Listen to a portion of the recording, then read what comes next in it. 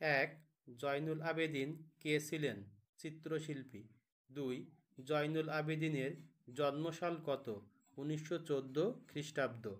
৩, জয়নুল আবেদিনের জন্মস্থান কোথায়?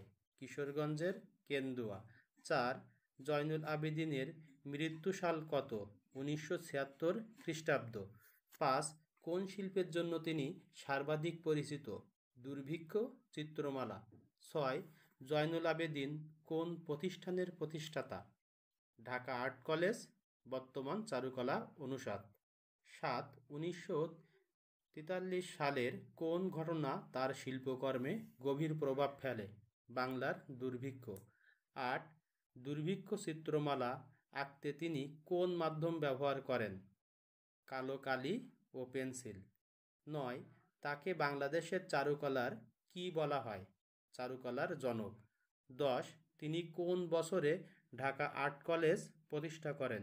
১৯৪৮ সালে।